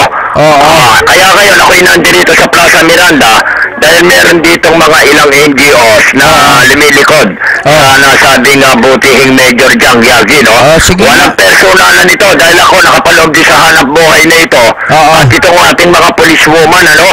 Na siya rin rain or shine, the show must go on sa paglilingkod na walang hinahanap na kapalit ito. Kaya ako'y naaawa sa kanila dahil tubig man lang, water for life walang nagkakaloob sa kanila. Ito hindi ang nilang major. Yung si Major Jang Yagi. Dito, hindi isang uri ng takutan ito. Kapag nakuha namin, yun ilang mga pasaway, sisigaw namin. May kausap lang ating butihing Major Jang Yagi na sa taas at hindi natin maaba-abala, no? Pero kung hanggang bukas ay makakapanaya, much better. At itong si Chairman, ano? Ang pangalan nitong Chairman na to. Chairman Martir Carvajal sa lugar ng Moriones. Meron siyang ibinubulgar sa atin, gumagawa na rin siya ng mabuti, masama pa siya. Pero nung kukunin ko na, tinalukiran tayo, hindi ko alam kung anong reason. Kapag talagang kinakailan mo as freedom fighter, you must own your principle. Tama. Kailangan may prinsipyo ka. Tama. May tatlong K parang si Bonifacio. Hindi pwedeng tinitigan ka lang na eye of the tiger, Yuko ka na. Ay, nako. Kaya ako masipag, ang laki ng bonus ko sa inyo yung magpapasko. Okay, natawa ka. Bukod sa sweldo mo sa akin, pinagkakaloob mo, hindi lang buwan-buwan, maligaya na ako. Meron mo yung bonus ko sa'yo, ang laki. Sino ba yung umiikot sa'yo? Sino? Chairman yan. Ito si Roland Peña. Kinukuha ko para makapagsalita. Walang pwedeng pinigil sa akin. Baka ako. Agila tayo ng kanluran at silangan Tama yun. Go. Hindi pwede dito. Ninong ako ni ganyan. Hindi pinag-uusapan ng ninong dito. Wala tayong pakialam dyan sa kanila. Basta yung totoo na pinabalita mo naman. Yung nabalita sa Campo Aguinaldo na pinapurihan mo sila lahat. Kaya binabati ko si Colonel Major. Colonel, kaya ka na naman, yung dati nating station manager, sino to? Wag mo nang banggitin at sisikat na naman yan. Colonel na pala to. Binabati kita, Colonel Samudio. Itong tao mo sa Civil Relations Service of Forces of the Philippines. Do you still remember me? I salute you dahil alam ko, kolumnista ngayon yan. Mabuhay ka, Colonel Samudio. Kanan din si Colonel Alaurin. Tsaka si General Victor Copos. Yung dating CRS, Commanding Officer ng Civil Relations Service ng Forces of the Philippines. May mga picture pa tayo niyan. May mga picture pa we are always doing our very best to to serve the people in times of need. Ganyan lang ako mag-English. Kaunti lang, wag mong dadamihan. Ako nag-aral. Oo. Kaunti lang, wag mong dadamihan kasi baka maubusan tayo. Okay, pansamantala, bibitaw muna ako at tatanawin ko Silangan at Kanluran at ako'y nagpapasalamat kay Major Jang Diagi ng PCP Plaza Miranda sa agarang pagsukpo at pagtugod sa pakapinabangan ng ating mamamayang tumutungo para mananampalataya sa Iyos Nazareno. Para sa Wawaksong Balita, kakampi kasama ko pa rin si Roland Peña. Ito po naman ang magandang lalaki nyo. Biro lang po yan. Ernie Buwan, reporting. Okay, at thank you Ernie at kay Roland Peña. At yan po ang ating investigative reporter, ano. Yung mga nasabing trailer diyan sa port area, magtataka tayo, no. Bakit nakabalagbag yan diyan at hindi yan pinalalayas ng mga kapulisan natin, lalo yung mga hepe ng traffic natin, no? At makikita nyo na talagang baliwala sa kanila kahit na ano yatang gawin ng mga media, no? O yung mga reklamo ng mga commander o yung barangay chairman kasi nga napakalaki po ng insurance ng mga yan, no? Ang mga katwiran nila nagtatrabaho lang naman sila, pero tayo ay nagtatrabaho naman din tayo kaya lang wag po ninyong ipagyabang yung inyong lakas, no? Wag nyo pong ipagyabang na kayo ay maraming pera. Kami wala pong pera pero ang katapat nyo lang po yung ballpen at papel at saka yung bibig po ng anchorman ng Wow Action Balita kasi masyado po tayong madaldal, no? At nagmana po tayo kay Masinggan no? Kaya si Masinggan ganun talaga At wag mo nang paputukan. Wag mo nang paputukan sila at baka mamaya masama pa tayo doon sa modus operandi ng mga abo sayad, no? At wag mo nang paputukan yan. At talaga naman pong tayo ay tuloy-tuloy po na nag-co-coverage sa iba't ibang lugar, no? Kapag natsambahan po natin yung mga taong yan, lalo yung mga kandidato, hindi po tayo makatsamba sa mga kandidato ngayon, no? Yung mga sinasabi na urong sulong, napakayabang, no? Ay siya raw ang sagot ng taong bayan, ang sagot para maging ang Pilipinas ay tumahimik. Naku alam nyo mga kababayan ko, ang ginagawa po natin, yung obserba po natin sa lahat ng mga tatakbong kandidato sa pagka-presidente. Ito lang po ang masasabi ng programang ito. Ang tanong po natin, ano po ba ang gusto ng taong bayan? Ang maging yung uupo sa 2016 dyan sa Malacanang, di po ba ang dapat na umupo dyan matalino? Talagang sincero sa kanyang trabaho. Pangatlo, yung talagang may dignidad, hindi urong sulong. Ang nakitaan po natin ng ganyan, na talagang walang katakot-takot na pagdideklara niya na siya ay tatakbong presidente. Unang-unang nagsabi na tatakbo siya sa pagka-presidente ay yung sinasabi po natin katakot-takot na isinampang kaso sa kanilang mag-aama, no? Sa kanilang pamilya. Tayo po ay yung nakita po natin mula noon hanggang ngayon, talagang lumalaban ng pukpukan. Hindi umuurong sa lahat ng banat sa kanya, no? Ito pong sinasabi po natin, maging mapagmasid po kayo. Pagmasdan mabuti kung sino yung talagang totoong nagsasabi na siya ay makakatulong sa ating bansa. O sino po ba ang nagdeklara ng maaga na siya ay tatakbo ng pagka-presidente? Di po ba si Jojo Marbinay ang tinaguriang sabi nga, pandak, nognog, ha?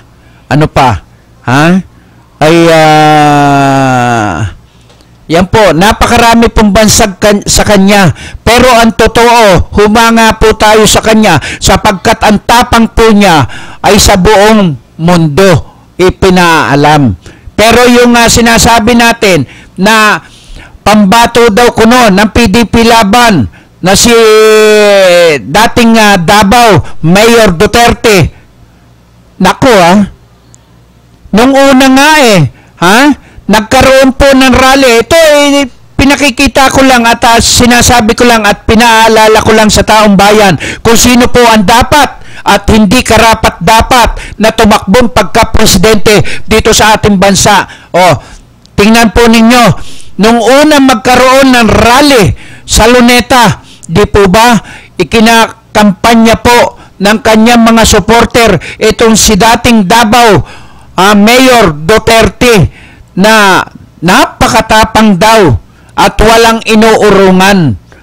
Sabi nga sa lahat ng interview niya pag ako naging presidente, sisipain ko yan. Kukunin ko yan.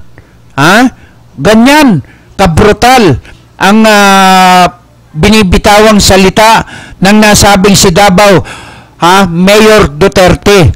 Alam nyo mga kababayan, nung makita ko siya at nagsasalita siya ng ganyan, na talagang sinasabi niya, kung ako, yung maging presidente, kukunin ko yan, sisipain ko yan si Secretary Jun Abaya. Diba? Ang tapang. Pagkatapos, sabi niya, pag ako naging presidente, kukunin ko yan. Diba? Ipinagtapat pa niya kung ano-ano ang mga nagawa niya sa Davao. Hindi pwede sa kanya yan. Pagkatapos, tinanong po ng inyong lingkod dyan sa nasabing doon sa mga supporter ni Senador Cayetano ng biruin mo ang kasagot-sagot. Hindi raw siya. Wala siyang kinalaman dyan. Diba?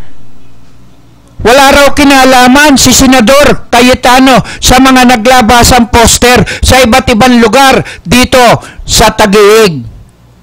Biruin mo, makakapag-paskil ka ng ganyan kung walang pahintulot ang nasabing senador, kung walang pahintulot si Duterte. Sige nga, sabihin nyo sa akin kung sinungaling ako o sila ang sinungaling. Karapat-dapat po ba sila na iboto sa pagka-presidente? Itong si Davao. Davao Mayor Duterte. Samantalang sinasabi niya, nung una, ayaw niyang tumakbo. Keso yung kanyang picture nga itinatalikod niya kapag ini-interview siya. Pero ngayon, mula nung sinabi, na disqualified, itong si Grace po, tatakbo na raw po siya. Diba? Dahil, ang nakikita niya, ako ang imahinasyon po ng inyong lingkod, ay lalabas na ang magiging magkatunggali na lamang kung totoo yung aking imahinasyon na pagsapit ng kampanya ay masususpinde at hindi na pwedeng tumakbo etong nasabing si Jojo Marbinay at saka si Grace po. Kapag ka nangyari yun, sino po ang maglalaban? Duterte na lamang po, at saka Rojas at saka Miriam Defensor. Sige nga.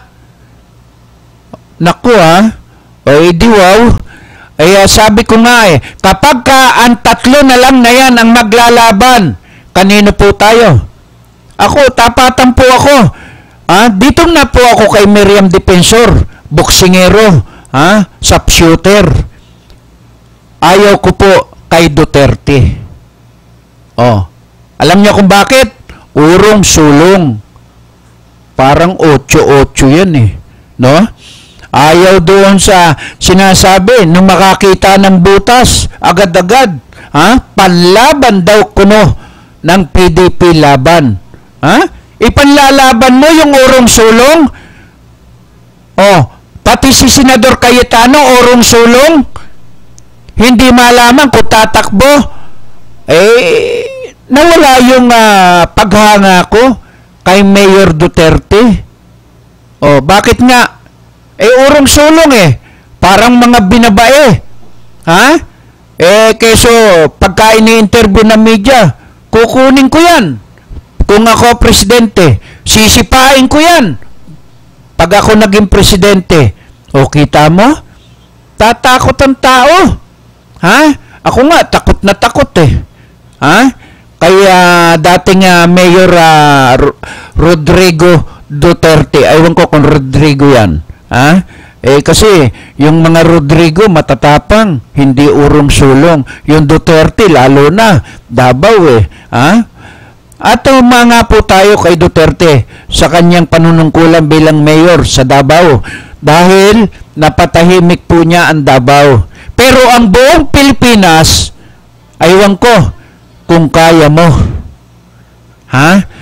Pero ito lang ang masasabi ko, kung sa inyo lang, kung si Jojo Marbinay ay makakatakbo, kay Jojo Marbinay na ako. Bakit? Kasi maaga pa nagdeklara na siya, kaya natatakbong pagka-presidente. Kaya matapang si Binay, maliit, pandak, nognog. Ano pa? Lahat ng paninira sa kanya. Di ba? Kita mo, lalong tumataas ang kanilang rating. Nognog, Binay, di ba? Lahat isinampa na sa kanya bakit hanggang ngayon lumalaban? Yan si Binay. Unang-una yan sa listahan ko. Kung masususpinde ang nasabing si Grace po. Pero kung hindi, kay Grace po ako. Ha? Pero si Binay, pinakita na niya kung gaano siya katapang. Si Grace po kahit na anong gawin talagang sinisiraan kaya kailangan maging mahigpit siya, lumaban siya gaya nung ginawa ng kanyang ama sa mga pelikula. Isang bala ka lang, dapat ka nang kalusin. Yan ang mga dialogue ng kanyang ama. Pero wala na po tayong oras no? Pero bukas tatalakayin pa rin po natin yan. Ha? Yung urong sulong, ha? Talagang wala na po tayong oras, no? Maraming salamat po sa ating station manager, kay Ma'am Nicodemos, kay Sir Rizal, kay Risa, kay Ami, kay Allen, sa lahat po ng staff ng kakampi, no? At syempre kay Police Chief Superintendent Pablo Francisco Balagtas, ano? Director ng ABSI Group, o Aviation Security Group, at kay Major Samuel, ha? At ang PIO ng nasabing ABSI Group, ano? At sa lahat po ng OFW, wag na po kayong matakot, ha? At pumunta po kayo, i-report nyo po sa programa ko kung may problema po kayo. Ipaparating po natin. Kung mayroong nagbabanta sa inyo sa airport, sabihin nyo sa akin sa programa ko. Wala na po tayong oras. Maraming salamat po. Bukas magkita-kita po tayo alas 3 hanggang alas 5 po ng hapon, no? At sa lahat po ng mga OFW, kung may problema kayo sa airport, sabihin nyo po sa akin at ipaparating ko po kay Direktor. Oo. At okay. Ayan, nakapaskil, ang 0908-111-2637, ha? At saka 0906-112-7237. Yan po yung mga number po ng inyong lingkod, ano? At wag po kayo matakot. Wag na po kayo magpabalot. 160 rin po yan. Babayaran ninyo bawat isang balot ng ninyo. Sa labas pa lamang po, buksan ninyo lahat ng dala-dala ninyo na hindi dapat itapon nyo sa basura. Yan po ang binilin ng nasabing direktor. Okay, maraming salamat po. Bye-bye. umaga po. Mami, teka.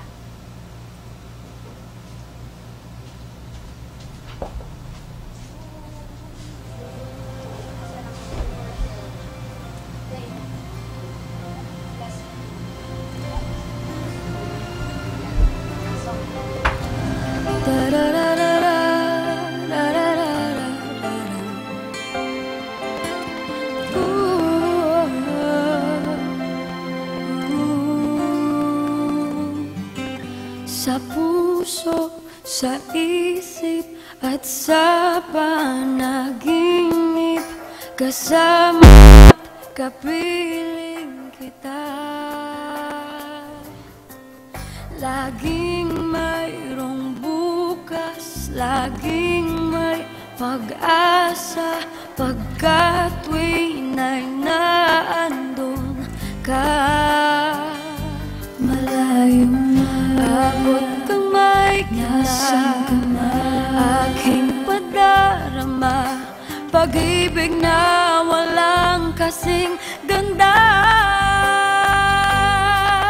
Darating din ang umaga na dala-dala'y pag-asa, ang ngiti sa puso ay madarama. Araw ay muling sisikat, tanglaw sa bagong pangarap, dahil kahit kailanman o nasan ay abot kamay kita. Sa pangungulilay, laging iniisip, naroon at naghihintay ka. Lungkot sa aking puso'y agad naglalaho, dahil alam kong nandyan ka. Darating din ang umaga na dala-dala'y pag-asa, ang ngiti sa puso ay madarama. Araw ay muling sisikat, tanglaw sa bagong pangarap, dahil kahit kailanman o nasan ay abot kamay kita. Abot kamay kita.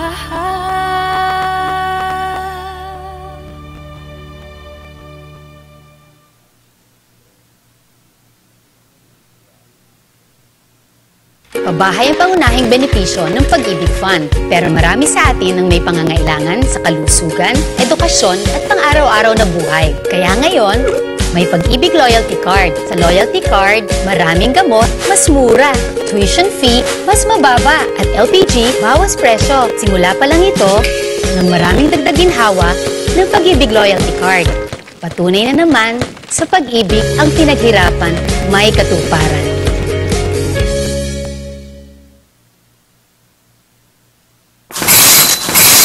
Ito na, kalusugang pangkalahatan.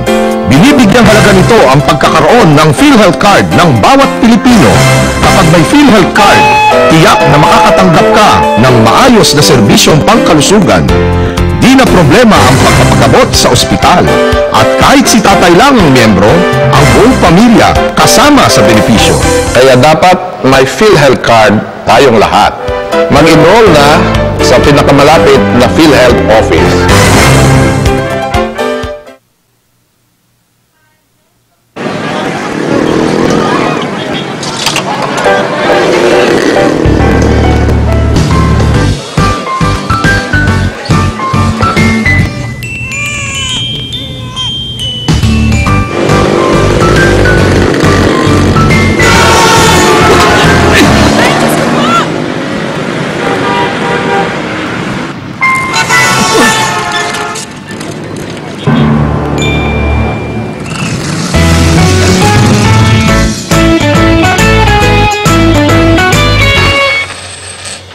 Bilib kami sa'yo.